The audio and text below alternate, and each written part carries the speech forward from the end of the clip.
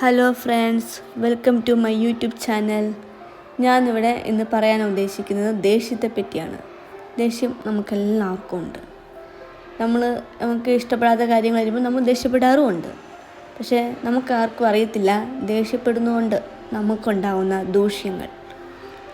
Health സംബന്ധമായി പറയുകയാണെങ്കിൽ നമുക്ക് ഹാർട്ട് അറ്റാക്ക് വരാൻ ചാൻസ് ഉണ്ട്, നമ്മുടെ ഇമ്മ്യൂൺ സിസ്റ്റം വീക്കാകാൻ ചാൻസ് ഉണ്ട്, ഹെഡേക്ക് വരാൻ ചാൻസ് ഉണ്ട്, നമുക്ക് ഭയങ്കരമായിട്ട് സ്ട്രെസ് ഉണ്ടാകാൻ ചാൻസ് ഉണ്ട്, ഡിപ്രഷൻ വരാൻ ചാൻസ് ഉണ്ട്. അങ്ങനെ ഒട്ടേറെ ഹെൽത്ത് സംബന്ധമായ കാര്യങ്ങൾ ഉണ്ട്. പിന്നെ അല്ലാതെ നോക്കുകയാണെങ്കിൽ നമ്മളൊരാളോട് ദേഷ്യപ്പെടുമ്പോൾ ആ ആൾ നമ്മളെ വെറുക്കുന്നു. നമ്മൾ ആരോട് ദേഷ്യപ്പെട്ടോ അവർ നമ്മളെ വെറുക്കുന്നു. സമൂഹം നമ്മളെ വെറുക്കുന്നു. പിന്നെ നമുക്കൊരു സമൂഹത്തൊരു വിലയില്ലാതെ ആവുന്നു. നമ്മളെല്ലാവരും ഒറ്റപ്പെടുത്തുന്നു.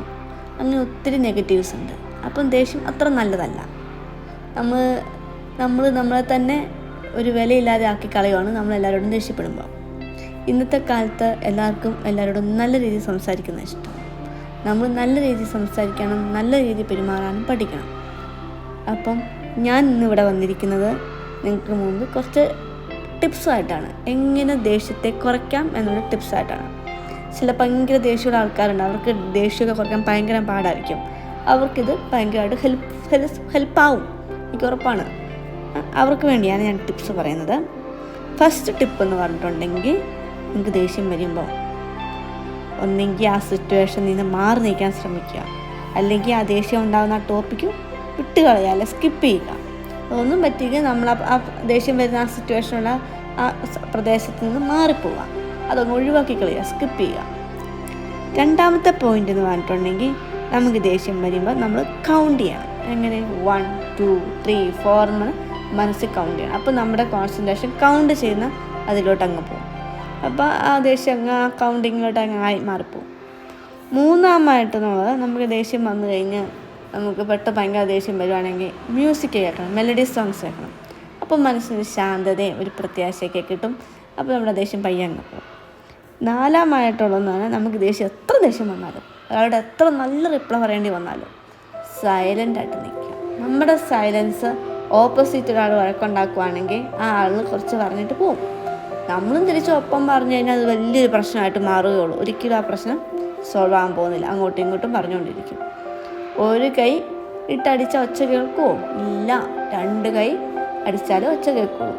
അപ്പം ഓപ്പോസിറ്റ് ആൾ ദേഷ്യപ്പെടുവാണെങ്കിൽ നമ്മൾ സൈലൻ്റായിട്ട് നിൽക്കുക. അപ്പോൾ ആ പ്രശ്നം അവിടെ സോൾവ് ആകും. നമ്മുടെ സൈലൻസ് കാരണം അയാൾ കുറച്ച് പറഞ്ഞിട്ടാണ് പോകും. പിന്നെ എപ്പോഴും സൈലൻസ് എപ്പോഴും നല്ലതാണ്. അത് ഉചിതമായിട്ടൊരു കാര്യമാണ്. അപ്പം സൈലൻസ് കീപ്പ് ചെയ്യുക. ഇതൊക്കെയാണ് പ്രധാനമായിട്ട് നമ്മൾ നോക്കേണ്ടത്. പിന്നെ എപ്പോഴും നമ്മൾ നമ്മുടെ ജീവിതത്തിൽ ഓർത്തിരിക്കുക, ദേഷ്യം അത്ര നല്ലതല്ല. എല്ലാവരോടും നല്ല രീതിയിൽ സംസാരിക്കണം.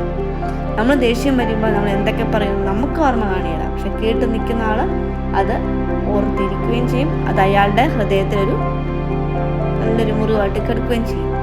അപ്പം നമ്മളോട് പിന്നെ എല്ലാവർക്കും ദേഷ്യമായിരിക്കും. എല്ലാവരും നമ്മൾ അവോയ്ഡ് ചെയ്യും. സോ നമ്മളായിട്ട് ആരെയും വേദനിപ്പിക്കാൻ ഇടയാക്കരുത്. നമ്മളെല്ലാവരെയും സന്തോഷിപ്പിക്കാൻ നോക്കുക, നമ്മളെല്ലാവുന്ന വിധം.